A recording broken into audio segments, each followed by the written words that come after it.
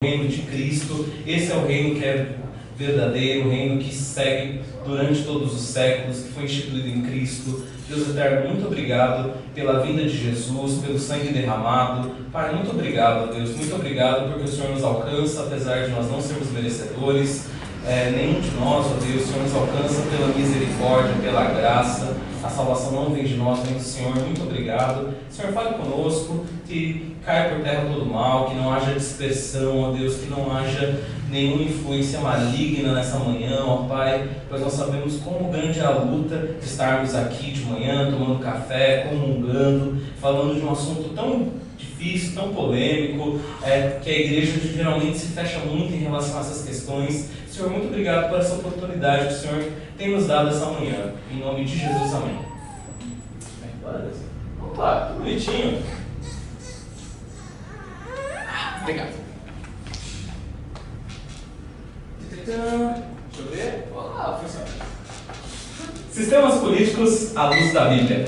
Bem, vamos lá, gente. Esse foi um tema que eu pus em votação.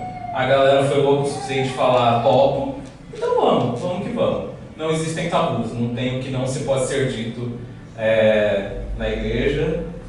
Vamos às regras que eu acho que talvez seja o mais importante. Interações e perguntas são bem-vindas, apenas levante a mão, para você não falar em cima de mim, falar em cima do colega, falar assim, para ter organização, para ter decência, para ter ordem. Quer perguntar, quer falar, Thiago, tal coisa, Thiago, eu estou vendo tal coisa assim, tal, é aberto, o espaço é nosso, o espaço é para construção de conhecimento. Só levante a mão para não virar feira, que feira não rola, tá? Não vamos falar de pessoas públicas. O que eu quero falar com isso? Não vamos falar sobre políticos, jornalistas. Não, porque tal fulano fez tal coisa, tal fulano, e tal cara. E o ministro do Supremo, o foco não é isso, o foco é pensar em ideias. É o que vem antes desses caras. Porque esses caras representam ideias. Esses caras vão passar, virão outros, esses outros vão passar, virão outros, esses outros vão passar, virão outros. As ideias se mantêm vivas. Não são esses caras que estão aí, eles só são representantes que depois passarão e assim vão passando. Sem debates partidaristas. O que eu quero dizer com isso? Por que tal partido? Não. Da mesma forma da questão de pessoas públicas, questões partidárias. A única coisa que eu quero falar sobre o partido, rapidinho, é que, gente, desculpa, no Brasil, ideologia de determinada frente versus partido, dificilmente andam juntos, tá? Às vezes você vê o partido falando, eu sou de tal bandeira, e aí aprova um negócio completamente contrário. Aí você vê o cara, eu sou de tal bandeira, aí aprova um negócio completamente contrário da ideologia que se diz. Então, por essas questões, e é o que dá guerra, é o que dá briga, a gente vai discutir ideias. Sem ofensas pessoais, eu não vou precisar explicar, simples assim. Sem perguntas dirigidas, o que eu quero dizer com isso? Thiago, tem gente que pensa desse jeito? Quem que é o doido, retardado, maluco? Pergunte. Thiago, eu não entendi. Não dirija a quem pensa assim é blá blá blá blá blá blá, ou quem pensa assado é blá blá. Diga, faça a pergunta. Minha pergunta é X. Ou não, eu não tenho pergunta, eu tenho comentário. Meu comentário é Y. Não é um debate, é uma construção de conhecimento. Então eu não estou separando aqui, vocês vêm para esse lado, vamos quebrar o pau. A gente pode fazer isso num outro momento, se todo mundo tiver maturidade para fazer isso, a gente pode pensar nesse sentido. E mesmo que não concorde, respeite. Tá? Qual que é a tendência? Qual que é a tendência? Que metade da aula, quem já tem uma posição, fala, não, eu tenho tal posição política e tal, eu enxergo de tal forma. Metade da aula vai falar, o Thiago está viajando, o Thiago está usando a Bíblia para coisas que não é para usar, e a outra metade vai falar, o Thiago é o cara. O Thiago é o cara. Então, respeite, que isso não atrapalhe sua possibilidade de aprender, conhecer, e que não atrapalhe a discussão, a conversa. Não concordo. Fala, não concordo com tal coisa, mas entenda, sabe? Tente entender a outra visão. Isso para qualquer lado, tá? Isso não é favorecendo ninguém. Seguinte, só para vocês saberem, eu não parei num bar e falei, cara, o que você acha sobre direita? Ou fui lá na padoca, mano, o que você acha? Ó, eu tenho bibliografia, tá? Estudei todos esses caras, inclusive a gente vai falar do Leviatã, vai falar sobre o segundo tratado do governo civil, vai falar mais sobre o discurso da origem dos fundamentos entre as desigualdades entre os homens de Rousseau. O contrato social a gente vai falar pouco, é pouca coisa que tem lá. A gente vai falar sobre Karl Marx, e o raio não vai cair na minha cabeça, eu tenho certeza, porque o pastor Rubens falou sobre Karl Marx e ninguém morreu. Então, se ele consegue, eu também consigo. Eu acho que o Lucas ia estar numa pregação que ele citou Marx, citou os outros caras, citou Nietzsche, que foi o cara conhecido por ter matado Deus, mas isso é uma outra história onde a gente fala sobre esse cara. E não matou, tá? Até porque Deus é atemporal e antes desse cara, mas enfim, um dia a gente chega nisso. Os clássicos da política volume 1 e clássicos da política volume 2, eu tenho aqui eles, se alguém quiser emprestado. Tá? Eles falam dos caras que eu vou falar e mais um monte de outros caras, que são ideias complementares. Eu vou pegar os mais expoentes. Beleza, ponto de partida. O que acontece? Falar de política é um assunto extremamente ingrato. É ingrato para burro. Porque você tem isso desde praticamente da fundação do mundo e você pode falar sobre vários caras diferentes. Eu tenho vários caminhos para falar sobre política. Vários. Eu posso ir para a Alemanha, eu posso ir para a França, eu posso ir para a Inglaterra, eu posso falar N caras diferentes. O que eu fiz para facilitar e ser tranquilo para a gente? 3 caras vão ter o mesmo problema e vão dar soluções diferentes para o mesmo problema. Então fica mais fácil, que eu falo do problema uma única vez e aí cada cara vai dando uma solução diferente. Só o último que vai estar fora, e aí eu vou contextualizar ele com um cara mais ou menos na mesma época, para não ficar injusto, tá? Então tá, qual que é o ponto de partida desse negócio? Os 3 primeiros caras, deixa eu já pegar minha canetinha, são os caras aqui de cima, são chamados contratualistas. Alguém já ouviu falar desses manos? Assim, contratualista, estado de natureza. Vamos lá, tem 3 caras que dizem o seguinte: um período no mundo não havia Estado. O que é o Estado? A nossa organização governamental, as nossas instituições. Por exemplo, para os políticos, né, para a ideia política, a igreja é uma instituição do Estado, a família é uma instituição do Estado. Enfim, não existia o Estado, não existia essa organização governamental que a gente tem hoje. A gente era livre na natureza, a gente foi criado por Deus e estava lá. E eles lançam a seguinte pergunta: então por que nós temos Estado? Por que a gente se organizou em grupo? Por que a gente organizou como nação? Por que a gente foi lá e falou, ó, você e eu, agora nós somos uma nação, temos tal nome, temos tais leis e tal. Por que a gente fez isso? Esses são os contratualistas. São 3 caras que vão exatamente perguntar isso.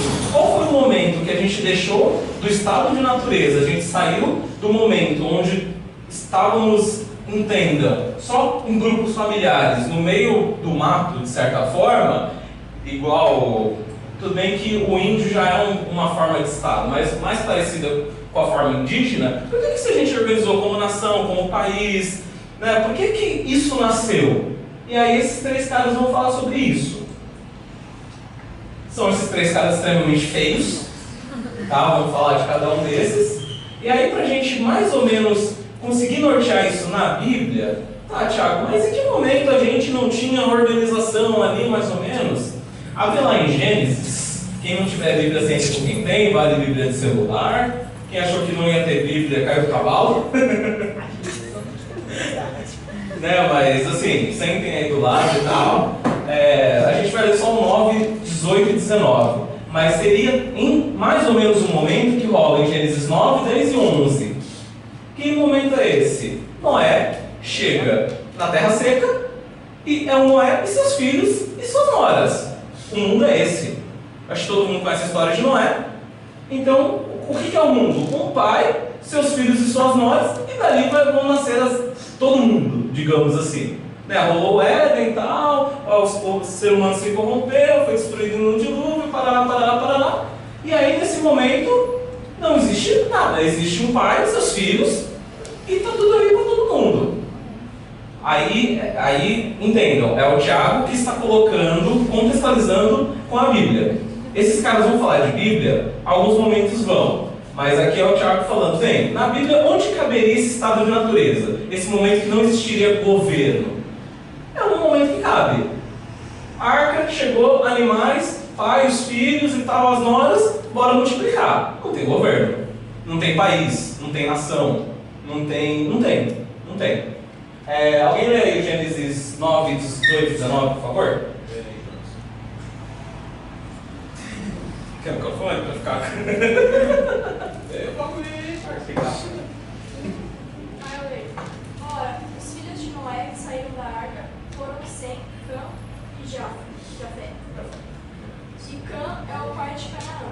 Esses três foram os filhos de Noé, e destes foi povoada toda a terra. E destes foram povoados toda a terra. Então você tem lá, no estado de natureza, só uma organização familiar, mas não tem isso que a gente tem, não tem leis. O povo de Deus vai ter as leis lá no Êxodo, lá pra frente. Ainda não existe o povo de Deus, por exemplo. Ainda não existe povo nenhum. Foram os caras que desceram e dali povoariam a terra. Muito bem. E aí depois os cientistas vão dizer uma coisa que eu posso dizer que talvez a gente já sabia. Que eles dizem que provavelmente todos os seres humanos têm algum gene comum, porque a gente é tudo descendente dos mesmos caras. Então, por mais que a gente fosse se dividindo em famílias, querendo ou não, a gente é tudo mais ou menos parente, de certa forma. Somos uma espécie de conjunto. Beleza. Primeiro cara, que é o senhor Thomas Hobbes, ele vai falar sobre absolutismo.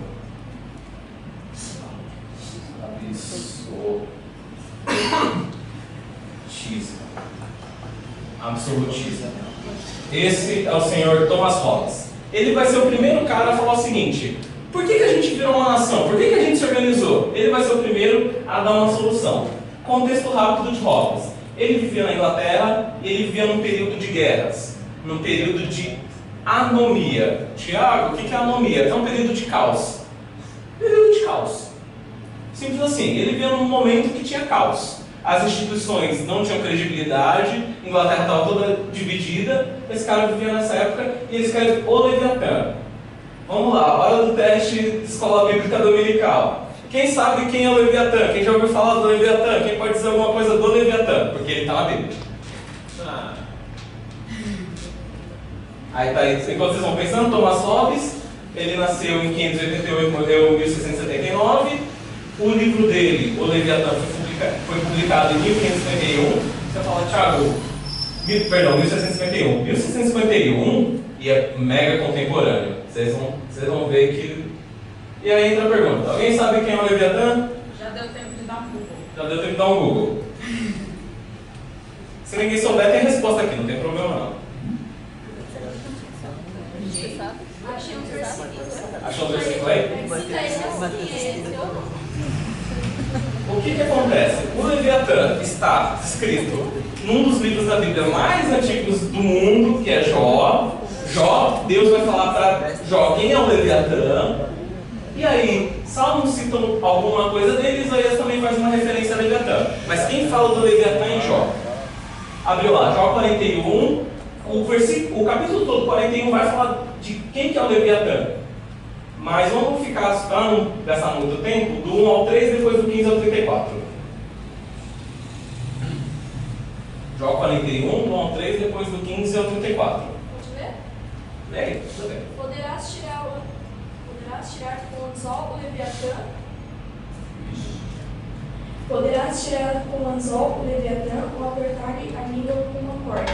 Poderás meter-lhe uma corda de junco no nariz ou com um gancho furar a sua queixada. Porventura te fará muitas súplicas ou brandamente te falará?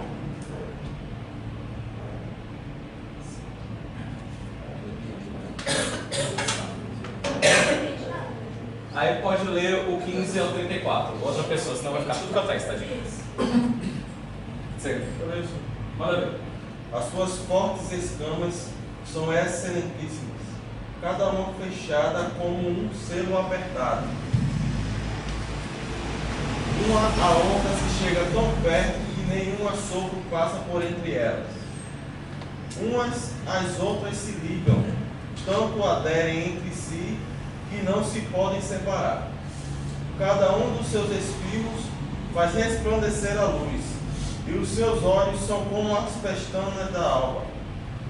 Da sua boca saem tochas, faíscas de fogo saltam dela. Do seu nariz procede fumo, como de uma panela fervente, ou de uma grande caldeira. O seu hálito faria acender os carvões, e de sua boca sai chama. No seu pescoço pousa a força, e perante ele até a tristeza salta de prazer. Um texto que a gente usa errado. Não é diante de Deus, é diante do Leviatã, tá? Os músculos da sua carne estão pegados entre si, cada um está firme nele, e nenhum se move. O seu coração é firme como uma pedra, e firme como a mó de baixo. Levantando-se ele, tremem os valentes, em razão dos seus abalos se purificam. Se alguém lhe toca com a espada, essa não poderá penetrar, nem lança, dardo ou flecha. Ele reputa o ferro, palha, e ao cobre pau podre. A seta o não fará fugir. As pedras das fundas se lhe tornarão em restolho. As pedras atiradas são para ele como arestas. Ri-se do brandir da lança. Tá bom. Tá bom? Tá bom, pode ir. Se vocês quiserem ter toda a visão de Leviatã, é que eu não consigo dar uma economizada. Porque o texto é tão rico de detalhes que eu gosto, aí eu falo, meu. Mas assim, o capítulo 41 de Jó vai falar do Leviatã. O Leviatã, coisa que a gente aprendeu na escola, e se a Bíblia fala que existiu, eu creio que existiu, é o tal do monstro marinho. O Leviatã é aquele monstro com escamas, poderoso. Deus até pergunta para... Claro, isso é lá em Jó, isso é uma coisa muito antiga, isso não é igual aos navegantes, é uma outra história. Mas os navegantes que colonizaram o mundo pegam do Leviatã esse contexto do monstro marinho que habitava no mar, cariri, pororó, pororó. Naquela época existiu... E o que acontece? Deus começa a perguntar para Jó algumas coisas que Jó não poderia responder, mas Deus pergunta: você consegue atear um lençol em cima do sol? Você consegue dar ordens ao mar? Você por acaso sabe onde eu fundei a terra? E aí nesse contexto, ele vira o seguinte: e você pode pegar o Leviatã, pôr numa coleira, tem umas traduções que dizem isso, pôr numa coleira e fazer de animal de estimação suas filhas, por acaso? Você pode pescá-lo? Não, é um bicho terrível, as escamas são coladas, você não consegue matá-lo, você não consegue resistir à força dele, é como se saíssem brasas da sua boca. É um bicho parrudão, né? Eu estava discutindo, vamos dizer de certa forma que é um dinossaurão, não é assim qualquer animal, é um animal que gera medo. E aí esse cara, Thomas Hobbes, ele dá o nome do livro dele sobre política. Oi. Só para contextualizar, quem não lembra, eu falo isso você. Só para contextualizar, Jó, ele é datado mais ou menos de antes de Abraão, tá? Então, os historiadores, os teólogos, eles acreditam que Jó e essa terra de Ur, de Jó, é de antes das placas tectônicas se descolarem. Para vocês terem noção como Jó pode ser muito mais antigo que Noé, Moisés, Abraão e todo esse povo que pra gente está no começo da Bíblia, mas Jó na verdade é antes deles todos. A Bíblia não é cronológica. Por isso que Jó tem uma leitura difícil e é o único livro que vai detalhar o Leviatã. Porque o monstro marinho existia naquele tempo. Na época dos navegantes, do Cabral, do Colombo, toda essa galera, existia a lenda do Leviatã, mas ele em si já não existia mais. Ok? Só para contextualizar. Obrigado. Então, esse cara dá o nome do livro dele de O Leviatã. Vou até voltar aqui para a capa, essa aqui é a capa mais próxima da original. Você vê um cara saindo do mar com uma coroa, com cedro e com uma espada. A gente já começa a ter uma ideia.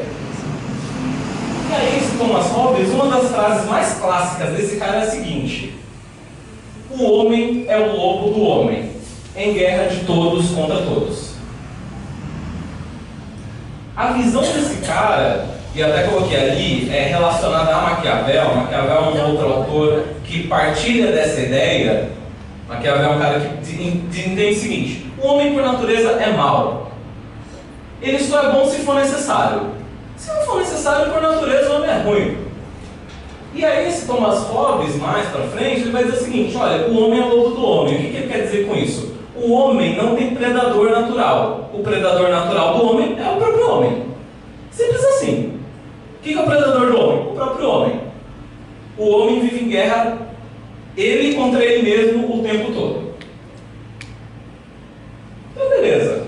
Antes de ir pro texto dele, deixa eu explicar aqui como é que ele... que fica até mais fácil explicar do que só ler, que eu não quero deixar só nas minhas palavras. Então, o que Thomas Hobbes fala? Ele fala o seguinte: gente, no estado de natureza, onde não existia governo, não existia leis, era o caos. Era simples assim. Imagina um mundo onde não tem governo. Imagina um mundo onde não tem lei, onde as pessoas são livres para fazerem o que bem quiser. Caos? Lógico. Lembra que eu vou defender cada um uma visão. Agora eu estou defendendo esse cara. É caos. Gente, vamos lá, o ser humano é ruim.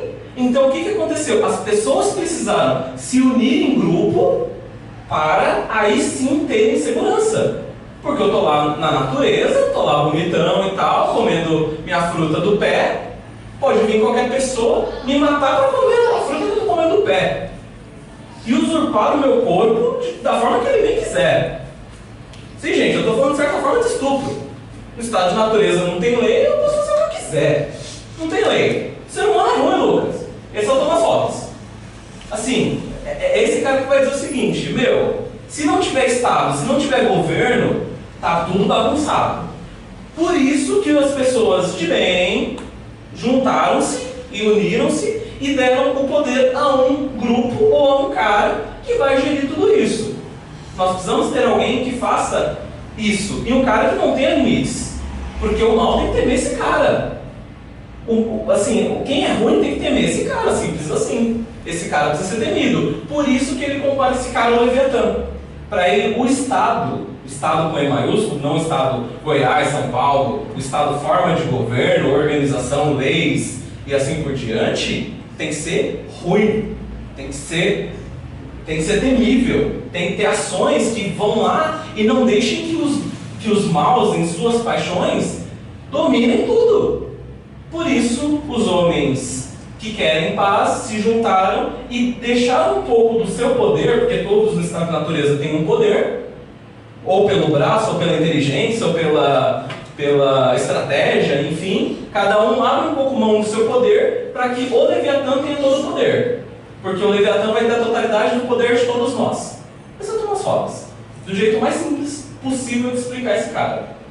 E aí ele vai dizer o seguinte: a única maneira de instituir um tal poder capaz de defendê-los das invasões estrangeiras e das injúrias de outros, garantindo-lhes assim segurança suficiente, como se cada homem dissesse a um homem. Desculpa aí, João. Imagina. Obrigado, meu filho.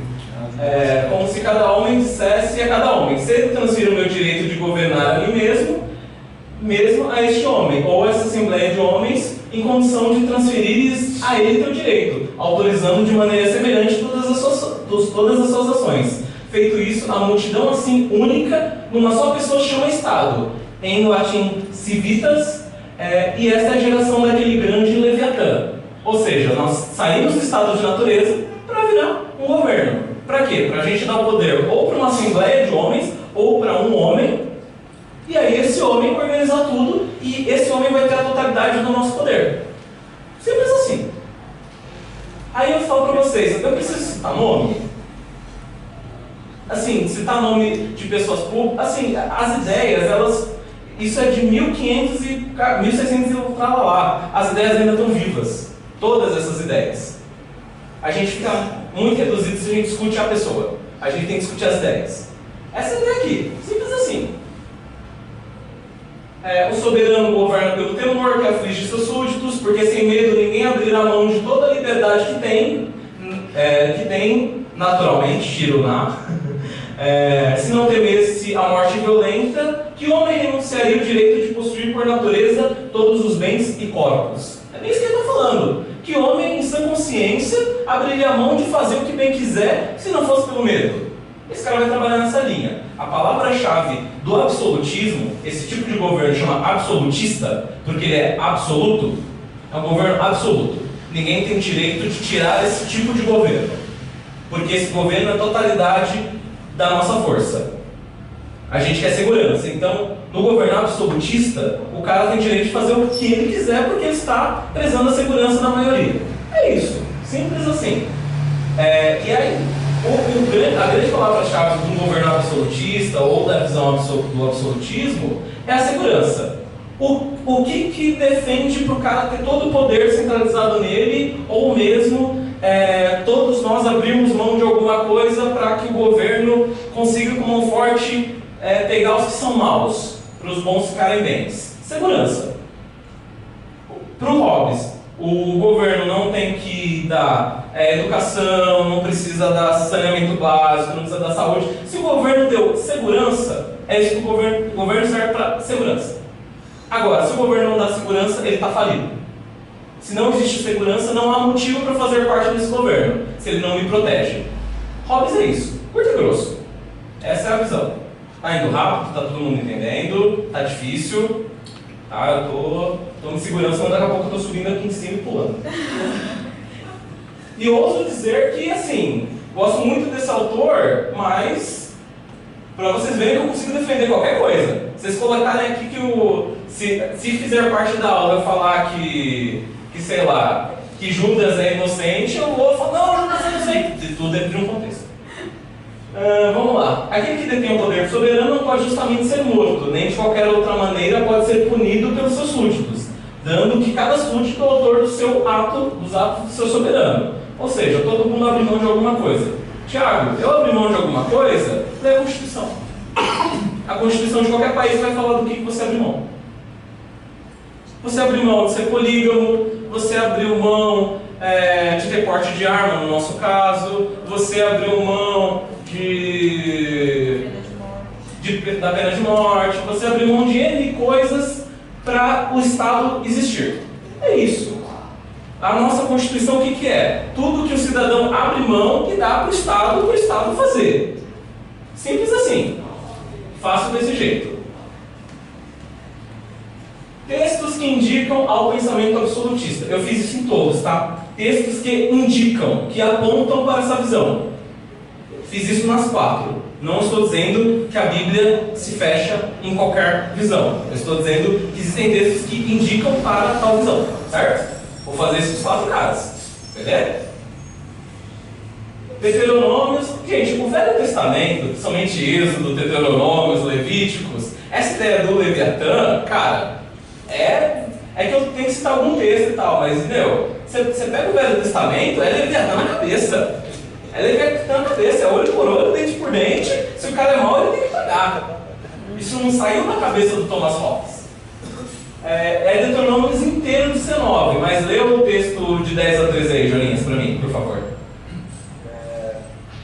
Se escolherem mais dessas cidades para fugitivos, então não morrerá nenhum homem inocente na terra que o Senhor Deus lhe está dando.